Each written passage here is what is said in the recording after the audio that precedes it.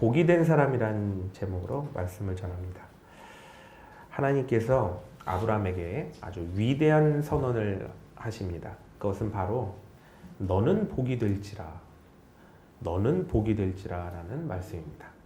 원어를 직역하면 너는 복이 되어라, 너는 복이 되어라 라는 말씀 뜻입니다. 이것을 이제 아브라함의 입장에서 들으면 이렇게 되죠. 나는 복이다. 생각하면 생각할수록 정말 위대한 선언입니다. 내가 복이 되어버린 것 아닙니까? 단순히 뭐 큰 재산을 주겠다, 혹은 뭐 큰 땅을 주겠다, 많은 자녀를 주겠다라는 것이 아니라 아브라함 자체가 바로 복이 되어버렸다라고 선언을 해주셨습니다. 그럼 믿음의 조상인 아브라함을 따라서 예수 그리스도를 믿음으로 아브라함의 유업을 잇게 된 우리들도 바로 복이 된 사람들입니다. 아멘. 제가 잘 이런 건 안 하는데 한번 따라해 보실까요? 나는 복이다. 나는 복이다. 아멘. 아멘. 예전에 그 드링크 음료 선전하던 최민식이요. 여기 계신 분들은 다 알 것 같습니다. 운지버섯을 하나 따먹더니 이 단전에서 울리는 목소리로 뭐라고 했냐면요. 나는 자연인이다. 이걸 얼마나 크게 외치던지요. 근데 하나님께서 오늘 말씀에 너는 복이다 이렇게 강력하게 말씀해 주지 않으셨습니까? 그러면 나는 복이다를 크게 외치지 못한다면 얼마나 안타까운 일이겠습니까? 다 같이 한번 외쳐보겠습니다.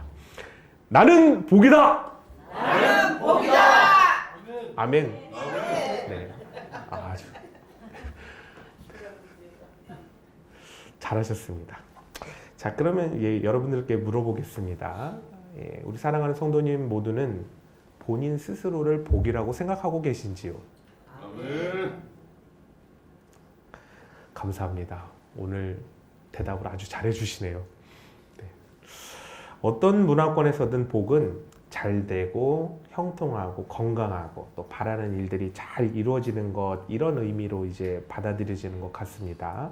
그래서인지 복에 관련해서 재밌는 일화가 하나 있는데요. 소개해드리면 티벳에 가보면 그들은 삶 자체가 아주 그냥 불교입니다. 그냥 불교적인 삶을 살고 있어요. 그래서 복음을 전해보면 정말 기적적으로 잘 영접하시는 분도 있지만 부정적인 생각을 갖는 분도 많이 계신 거죠. 하지만 그들의 예법상 면전에 대놓고 잘 거절을 못합니다. 그래서 복음을 전하면 그런가 보다 하고 이렇게 하고 있거나, 아니면 그저 외국인이 신기하고 외국인하고 이제 한국인하고 막 교류해 보고 싶잖아요. 그러니까 한국말도 신기하고 듣고 싶고, 그래서 이제 TV 보듯이 그냥 이렇게 듣고 있는 분도 계십니다. 어떻게 복음을 전해야 될까? 이렇게 좀 거부하는 분들에게 어떻게 복음을 전해야 될까? 이렇게 고민하는데 성령님께서 지혜를 주시는 거예요. 그래서 복음에 대해 오늘 띄워보다가 관심이 없으면 굳이 계속 전하지 말고 이들이 좋아하는 축복을 예수님의 이름으로 좀 해주자라는 어떤 그런 아주 기가 막힌 생각을 나게 해주셨습니다. 그래서 복음에 관심을 보이지 않는 사람에게 이제 이렇게 얘기를 해봤습니다. 저희 일행을 이렇게 댁으로도 초대해 주시고 이렇게 먹을 것을 잘 대접해 주셨는데 얼마나 감사한지 모르겠습니다. 저희가 딱히 대접해 드릴 건 없고 저희가 기독교인이고 하나님을 받들어 모시는 사람들인데 이 집과 또 집안 사람들의 하시는 일을 위해서 또 가족의 모든 어떤 생사 화복을 위해서 하나님께 복 주시기를 기도해 드려도 되겠습니까? 이렇게 여쭤봤습니다. 저는 거부할 줄 알았어요. 근데 놀라운 일이 벌어졌는데요. 복음을 이렇게 전하려고 하면 하나도 안 듣던 분들이 축복 기도해 준다고 하니까 한 명도 거절하는 거 못 봤습니다. 한 명도 거절을 안 해요. 심지어는 본인이 부처를 믿잖아요. 한 명도 거절 안 합니다. 해달라고. 복음을 전할 때는 공안이 두려워서 말도 이제 잘 가려서 하고 이제 눈치도 봐가면서 이거를 할까 말까 이 단어 선택도 아주 이렇게 가려서 했는데 축복기도 해드릴 때는 말도 가려서 할 필요가 없고 예수님의 이름으로 가족 모두에게 복을 다 선포해 주는 겁니다. 악한 마귀 귀신 다 물러가라고 선포하고요. 근데 이 악한 마귀 귀신이 누구겠어요? 중국에서 볼 수 있기 때문에 얘기는 하지 않겠습니다. 이 집이 참 잘되고 형통할 수 있도록 성령님께서 도우시고 함께 해달라고 복음을 잘 전할 수 있게 되었습니다. 더해서 축복하는 모든 기도의 구절마다 제가 이렇게 예수님의 이름으로 이렇게 되기를 원합니다 라고 기도를 하면 한 번도 빠짐없이 그렇게 되길 원한다고 그렇게 다 대꾸대꾸 이게 말을 이제 답변을 해주시는 겁니다. 정말로 얼마나 놀라운지요. 악한 마귀 귀신 다 물러가라고 선포하고 복음을 그렇게 선포해도 다 좋다고 그렇게 그냥 얼굴이 다 밝아지시고 심지어는 조목조목 오래 기도할수록 더 좋아하시고 고마워하는 것을 보게 됐습니다. 이 복받기를 좋아하는 것 정말 만국 공통인 것 같습니다. 여러분은 복이 무엇이라고 생각하십니까? 여러분도 잘 되고 형통하고 부자 되고 건강하고 자녀들이 잘 되고 하는 것을 복이라고 생각하시는지요? 당연히 이것을 복이라고 생각하지 복이 아니라고 생각하는 사람은 없을 것 같습니다. 만약 이게 복이 아닌데요 라고 생각하는 사람은 남들과는 좀 다른 기준, 좀 더 다른 시선을 가지고 있는 그런 사람이지 않을까 싶은데요. 자, 그런데 너무나 당연한 이 복의 기준으로 인해서 생기게 되는 폐해가 있습니다. 뭐가 있냐면 잘 되고 형통하고 부자 되고 건강하고 자녀들이 잘 되는 것을 복이라고 생각하는 이 기준 때문에 그렇지 못한 상태에 있게 되면 그것은 불행 혹은 저주라고 인식할 수 있다는 것입니다. 그렇다면 이렇게 복과 저주를 판단하는 기준은 과연 올바를까요? 잘 되고 형통하고 부자 되고 건강하고 자녀들이 잘 되는 것을 복이라고 여기고 반대로 잘 안 되고 불통하고 가난해지고 병이 들고 자녀들이 안 되는 것은 불행과 저주라고 여기는 이 판단 기준은 과연 옳은 기준이 맞을까요? 우리가 잘 알고 있는 사자성어 중에 인생사 세옹지마라는 그런 말이 있지요. 다 잘 아실 겁니다. 변방에 살고 있는 노인의 말이란 뜻입니다. 전쟁이 자주 일어나던 중국 북쪽 변방에 노인 한 명이 살고 있었는데요. 기르던 말 한 마리가 달아났습니다. 그러자 동네 사람들이 찾아와서 위로해 주었는데요. 이 위로의 말을 들은 노인이 사람들에게 이렇게 말했습니다. 이 일이 갑자기 복이 될지 어떻게 압니까? 수개월이 지났는데요. 그 집을 나간 말이 돌아오는 겁니다. 아, 그런데 혼자 돌아오는 것이 아니라 야생마떼를 데리고 돌아오는 것 아니겠습니까? 사람들이 노인에게 와서 부자가 되었다고 막 축하를 해주는 겁니다. 그러자 노인이 사람들에게 말하길 이 일이 갑자기 재앙이 되지 않겠습니까? 라고 답변하는 겁니다. 한날 노인의 아들이 집에 좋은 말들이 많아지자야 말 타는 걸 이제 즐겨하게 됐습니다. 아, 그러다가 갑자기 사고가 나서요. 낙마하게 됐는데요. 이 널쩍다리가 부러져서 평생 불구자로 살 수밖에 없게 됩니다. 이에 사람들이 노인을 찾아와서 크게 위로했는데요. 이때 노인이 사람들에게 답하길 이런 상황이 갑자기 복이 되지 않겠습니까? 라고 답변했다고 합니다. 1년이 지났을까요? 오랑캐가 변방에 침입하게 되는데요. 이때 마을 동네 사는 모든 장정들이 다 징집되어서 10명 중 9명이 싸우다 다 죽었다고 합니다. 하지만 노인의 아들이 절름발이었기 때문에 징집을 면했고 이들 부자가 서로 목숨을 보존했다는 그 이야기. 바로 인생사 세옹지마 아닙니까?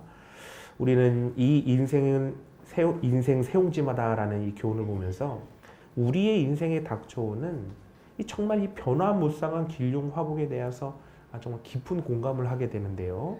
이 교훈을 통해서 우리는 우리가 익히 잘 알고 있는 이 복이라는 단어에 대해서 지금, 바로 지금 단순히 잘 되고 형통하고 건강하고 자녀들이 잘 되는 것, 바로 이렇게 정의할 수 없다는 것을 알게 됩니다. 인생은요, 과거, 현재, 미래 이렇게 시간, 즉 과정을 통해서 이해되고 받아들여져야 되기 때문에 그런 것 같습니다. 현재가 있기까지 과거가 있어야 되지요. 그리고 미래는 현재를 통해서 만들어져 가고 있기 때문에 그렇습니다. 따라서 우리가 익히 말하고 받아들이고 있는 개념으로서의 복은 지금 좋게 느껴지는 일, 지금 좋게 느껴지는 일이라고 구분해서 새롭게 좀 개념을 정리해야 될 것 같고요. 궁극적인 우리 복에 대해서는 진정한 좋은 목표를 향해서 나아가는 것, 인생의 방향성으로서 복에 대한 개념을 좀 새롭게 정리해야 될 것 같습니다. 따라서 진정으로 복을 받기를 원한다면 해야 될 일은 자신의 인생의 목표를 아주 명확하게 설정해야 되고요. 그 목표를 향하여 나아가는 것이 무엇이냐, 바로 이것도 명확하게 정의를 해야 되는 것입니다. 이렇게 목표를 향해 나아가는 것이 무엇인가, 이것이 확실히 정해져야 혼란한 세상 속에서 복의 기준이 흔들리지 않게 되는 것이죠. 현재 일희일비하지 않게 되고 계속해서 진정한 복을 향하여 날마다 나아갈 수 있게 됩니다. 이렇게 인생의 명확한 목표와 또 목표를 향한 인생의 방향을 알게 되면 인생은 방향성이고 계속해서 목표를 향하고 나아가고 있기 때문에 과거의 아픔에 머물지 않게 되고요. 현재의 좋음에 연연해하지 않게 되고요. 또 미래의 허황된 꿈을 쫓아 가지 않게 됨으로 인해서 진정한 복된 인생을 살아갈 수 있게 될 수 있는 거죠. 그럼 지금 여기 있는 우리들을 한번 보십시오. 세상에 살아가고 있는 수많은 사람 중에 한 명이 아니죠.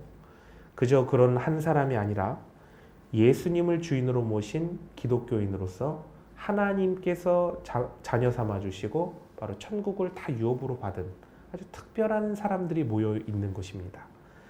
따라서 가장 중요한 인생의 목표와 목표를 향해 나아가는 그 방향성에 대해서 자신이 정한 목표대로 세상을 향해 나아가는 그런 세상 사람들과는 전혀 다른 방향을 향해서 나아가는, 하나님께서 정해주신 명확한 목표를 향해서 나아가는 사람들이 바로 이 자리에 모인 우리 기독교인들입니다.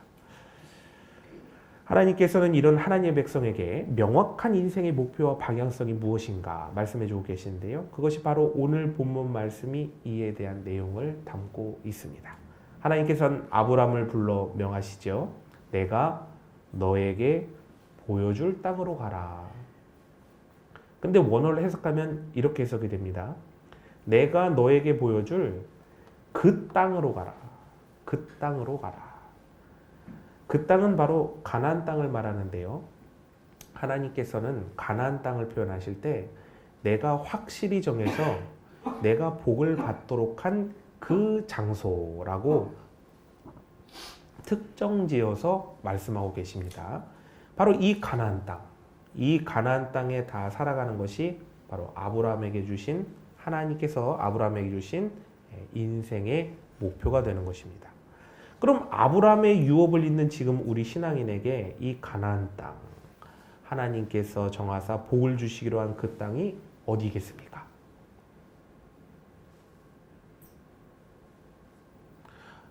네, 다 천국이라고 말씀하셨죠. 아멘입니다. 아멘. 천국입니다. 천국. 네, 아멘. 다시 한번 말씀해 보시죠. 어디라고요? 아, 맞습니다. 아멘. 하나님께서 정하사 복을 주시기로 한 그 땅은 바로 천국입니다. 따라서 신앙인의 인생 목표는 천국에 이르러 영생 복락을 누리는 것. 이것이 바로 모든 신앙인들이 가지고 있는 궁극적인 인생의 목적입니다. 천국 신앙이 신앙인의 인생 목표인 것이죠. 그런데 여기서 매우 중요한 것은 가나안 땅에 이르르는 것. 이것은 천국에 이르르는 것은 방향성이 존재한다는 것입니다. 뭐로 가도 서울만 가면 된다고 어떻게든 뭐 천국에만 들어가면 되는 것 아니냐고 생각할 수 있지만 천국은 아무렇게나 간다고 갈 수가 없지요. 천국에 이르는 방향은 왼쪽, 오른쪽, 위쪽, 아래쪽 모든 곳에 있는 것이 아니라 좁은 길로 표현된 단 한 길, 바로 예수 그리스도의 방향으로밖에는 나갈 수가 없습니다.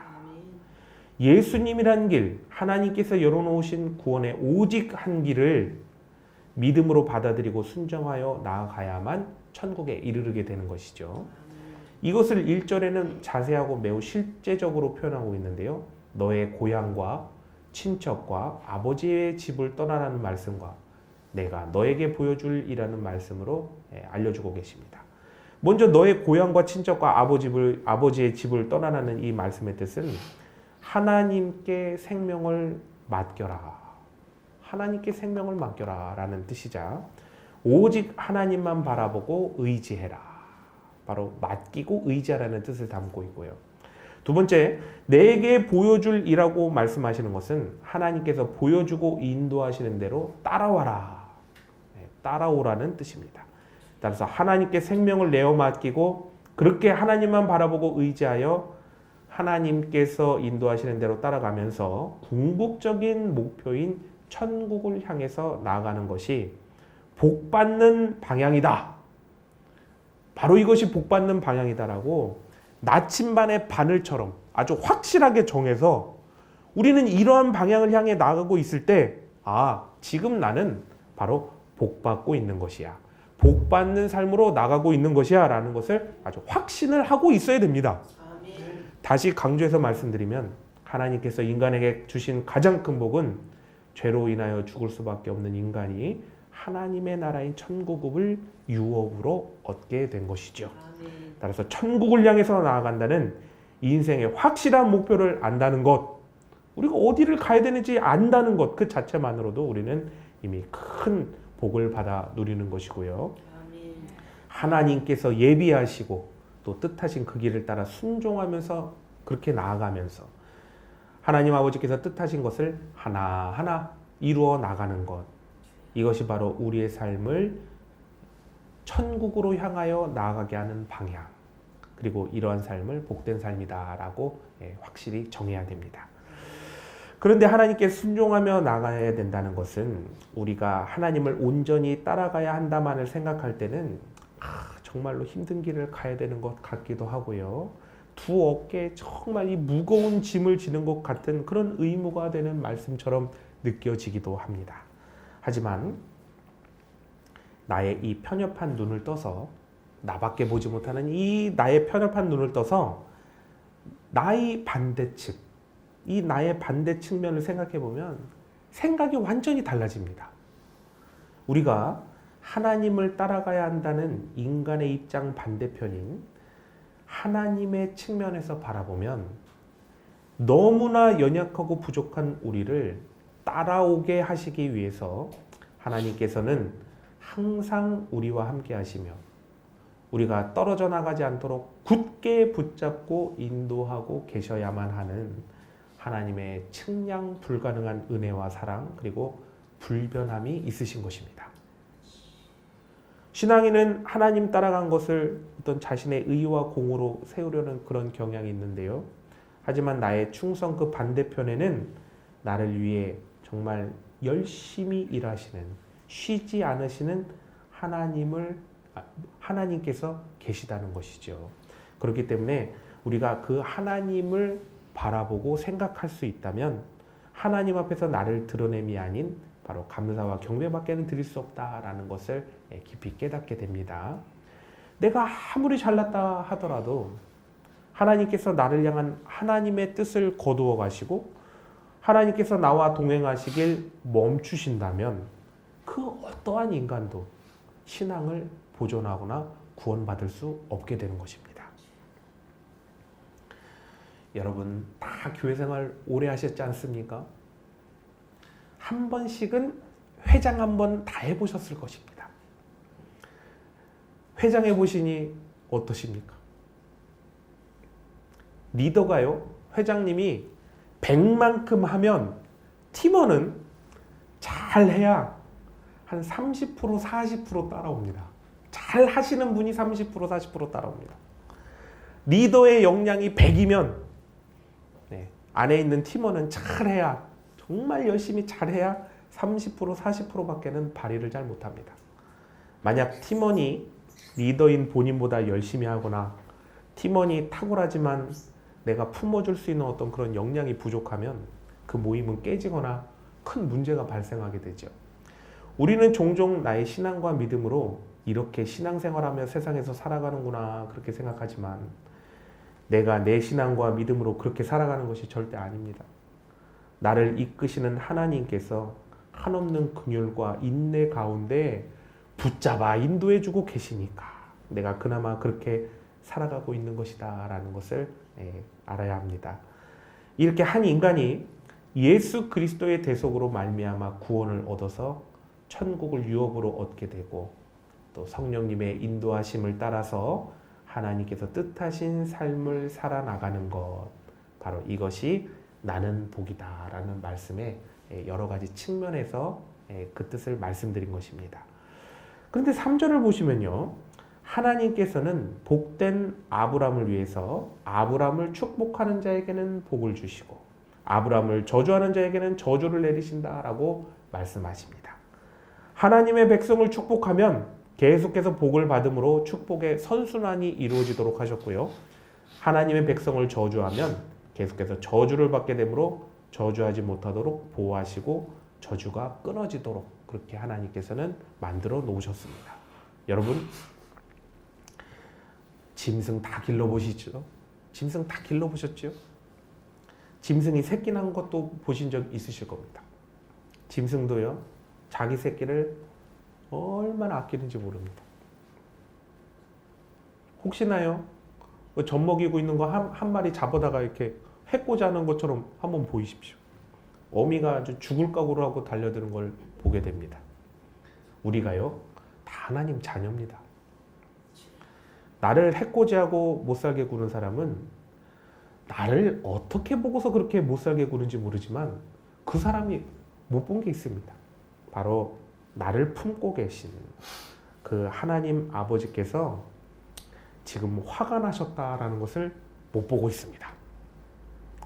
하나님의 자녀를 괴롭히고 못살게 구는 것은 아버지 되신 하나님을 묵살하고 또 무시하는 것입니다. 하나님께서 그렇게 하는 그 못된 짓을 언제까지 가만히 내버려 두시지 않습니다. 하나님의 백성을 핍박하는 것은 하나님의 심판 타이머가 째깍째깍 계속 돌아가는 것입니다. 이것을 믿고 하나님의 백성은 끝까지 공의와 정의를 행하면서 살아가야 되는 줄 압니다. 하나님께서는 또한 자신의 자녀들에게 후히 베푸는 자들을 절대 외면하지 않으시고 후한 복을 내려주신다고 말씀하십니다. 요즘 은행에요, 저축 이율이 20%만 된다고 선전해 보십시오. 저축을 하시겠습니까? 안 하시겠습니까? 20% 정도는 나는 신경도 안 쓰신다는 우리 이 재력을 가지신 우리 성도님들 축복합니다. 네. 1년에 20%만 줘보십시오. 저라면 여윳돈 있으면 다 넣습니다. 그런데요, 하나님께서 말씀하시길 하나님의 자녀에게 복을 베풀면 하나님께서 복을 주시겠다고 말씀하십니다. 하나님 스케일이 있으시죠? 3%, 5% 은행 이율로 복 주시는 분이 아니십니다. 하나님께서 복을 주실 때는 한 인간의 인생이 변화되고 인생의 혁명이 일어나도록 변화시켜 주시는 분, 그렇게 복을 주시는 분이 바로 하나님이시죠.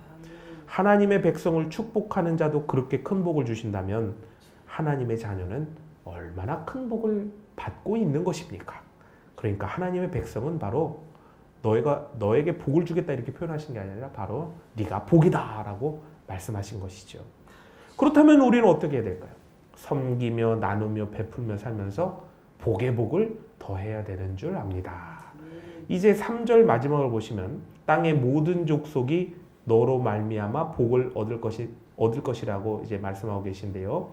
여기서 너로 말미암아라는 이 말씀은 원어로 해석하면 두 가지 뜻으로 해석이 됩니다. 하나는 너로 인하여라는 뜻이고요. 또 하나는 내 아내라는 뜻입니다. 그래서 아브라함의 후손으로 오실 예수 그리스도를 통해서 온 세상 사람들이 복을 받을 것이다 라고 말씀하고 있는 것입니다. 자, 그럼 보십시오. 예수 그리스도의 대속을 예표한 이 말씀이 지금 우리에게는 예수 그리스도를 믿으라는 말씀으로도 적용되지만 또한 이 말씀이 우리에게는 너무나도 중요한 의미로 적용이 된다는 것입니다.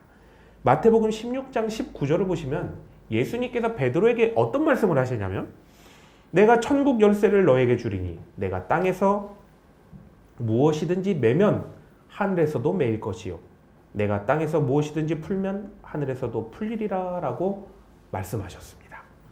베드로에게 천국 열쇠를 주셨다는 이 말씀의 뜻이 무엇일까요? 바로 천국의 초청장이 베드로에게 그리고 지금 우리에게 주어졌다는 것을 말씀하고 있는 것입니다. 이것을 우리는 아주 쉽게 우리의 언어로 전도라고 말을 합니다. 우리는 이 사람에게 복음을 전할지 말지에 대한 선택권을 가지고 있는 것입니다. 종종 우리는 복음 전하는 것이 때로는 부끄럽기도 하고요. 머쓱하기도 하고요. 두려워하기도 하는데요. 그것은 여러분 왜 그런지 아십니까? 내가 가진 천국의 가치를 모르기 때문에 그렇습니다. 최근에 미국 대통령이 취임을 하게 됐는데요. 이후 정재계 주요 인사들이 만찬에 초대됐다고 합니다. 이때 VIP석에 앉으려면 최소 100만 달러, 약 한국 돈으로는 한 12억 이상의 후원금을 내야 그 VIP 좌석에 앉을 수 있는 티켓이 발급이 되는데요. 근데 참여하는 사람이 너무너무나 많아서 돈을 내도 VIP 티켓을 받지 못했다고 합니다. 여러분, 이 만찬의 초청 여부를 결정하는 사람이 바로 여러분이라고 생각해 보십시오. 만찬에 참여하라는 이 권유는 상대방에게 엄청난 특혜를 주는 일이자 이러한 일 하는 것은 아주 큰 권세와 능력을 행하는 일입니다. 근데 우리가 복음을 전하는 것은 어떤 참석해도 되고 말고 하는 그런 만찬의 초대가 아닙니다. 한 인간이 죽고 나서 영원한 지옥불에 뚝 떨어질 때 살 수 있냐? 살 수 없냐? 그 갈림길에서 베풀어지는 생명으로의 초대권을 내가 발급해 초대를 할 거냐? 말 거냐라는 권세를 행하는 것입니다. 이 죽음에서 살아날 수 있는 생명의 초대를 할 것이냐 말 것이냐는 권한을 바로 나에게 주신 것입니다. 복음의 선포는 부끄러운 것이 아니라 아주 당당한 이 천국의 권세를 행사하는 일이고 두려운 것이 아니라 오히려 그들이 매달려도 해줄까 말까 나는 그 일을 내가 친히 베풀어 주어서 큰 복을 받게 해주는 그런 일이 바로 전도를 행하는 일이죠. 자, 여러분, 하나님께서 아브라함에게 선포하신 너는 복이다 라는 말씀에 담긴 뜻을 이제 여러 가지 측면에서 살펴봤습니다. 근데 이 말씀을 매우 쉽게 그리고 명확하게 한마디로 말씀드리면 너는 복이다, 나는 복이다 라는 이 말씀은 내가 바로 하나님의 자녀이다 라는 말씀과 동일한 말입니다. 하나님의 자녀라면 하나님의 것이 내 것이 되었다라는 뜻입니다. 하나님의 권세가 내 권세고 하나님의 능력이 내 능력이고 하나님의 지혜가 바로 내 지혜가 되었다는 것입니다. 그런데 하나님의 것이 내 것이 되는 조건은 반드시 조건이 따라붙습니다. 하나님의 뜻에 순종하며 나가야 되고요. 하나님의 시간을 기다려야 합니다. 이 두 가지 조건만 만족을 하면 하나님 거는 다 내 겁니다. 자, 그러면 복이신 여러분은 어떤 생각을 하고 또 어떻게 살아가야 할까요? 저번 주에 저희 집에 저기 뒤에 있는 저희 아들이 뽀로로 유치원 버스를 선물 받았습니다.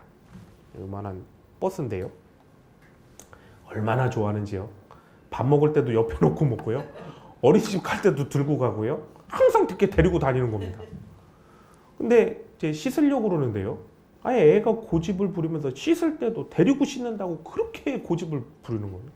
어려워 달래고 제발 좀 놓고 씻자. 여기 옆에다 놓게. 아이고 그 옆에다 놓고 씻기는데도 얼마나 서럽게 오는지요. 뽀로로 버스를 뺏긴 게 아니라 잠깐 옆에다 놓은 거예요. 잠깐 옆에다. 아빠 거가 다 아들 거고 아들이 달라면 어떤 아빠가 뭔들 안 사주겠습니까? 근데 여러분 어린 신앙이 이런 것 같습니다. 이미 본인이 하나님의 자녀로 복인데 내가 복을 받았나? 내가 복을 받지는 못했나? 이것만 생각하고 있는 거죠. 우리가 만약 하나님께로 나아갈 때 매번 복을 받았나? 복을 못 받았나? 이것만 생각한다면 그건 아직도 어린 신앙에 머물고 있지 않을까라는 생각을 좀 해보시면 좋겠습니다. 우리의 신앙이 자라나서 성숙한 신앙인이 되려고 하면 내가 받은 복에 대해 나누려는 마음을 갖기 시작하게 됩니다. 여기서 더 성숙해지면요. 내가 바로 복인데 세상의 이 복을 어떻게 흘러가게 하지라는 복의 나눔에 대해 고민하고 또 실천하게 되고요. 여기서 한 단계 더 성숙하게 되면 하나님 안에서 어떻게 하면 내가 더 큰 성장을 이루어서 동시에 나를 통해 더 큰 복이 흘러가게 할까라는 모든 것이 하나님의 안에서 같이 성장하게 하는 하나님의 역사와 비전을 꿈꾸며 실천을 옮기게 되는 것이죠. 사랑하는 성도 여러분, 우리는 모두 복된 성숙한 신앙인들입니다. 나만의 복을 생각하는 것이 아니라 하나님의 뜻 안에서 어떻게 하면 더 큰 복을 흘려보낼 수 있을까? 어떻게 하면 더 큰 복의 통로가 될 것인가를 생각하는 그런 사람들이지요. 내 앞에 놓인 그 피자를 보면서 내가 몇 조각을 더 먹을까? 이것만을 생각하는 사람은 언제나 작은 사람이 되어서 함께하는 모두가 다 옹졸해지도록 그렇게 만듭니다.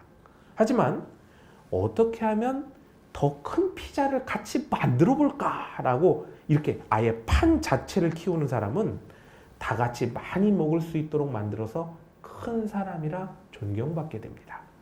하나님께서 복이라 선포하신 우리 모두는 하나님의 것이 바로 내 것이 된 그런 사람들입니다. 그렇다면 하나님의 차원으로 세상을 바라보고 또 하나님의 차원이라는 큰 차원으로서 세상을 살아가야 하는 줄 압니다.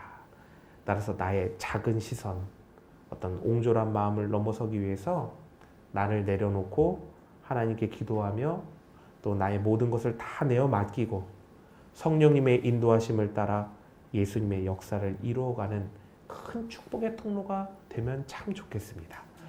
우리 모두 크고 위대하신 창조주 하나님께서 복이시기 때문에 하나님께서 자녀 삼아 주신 우리도 복이 된 것을 꼭 명심하시고 항상 깨달으셨으면 좋겠습니다.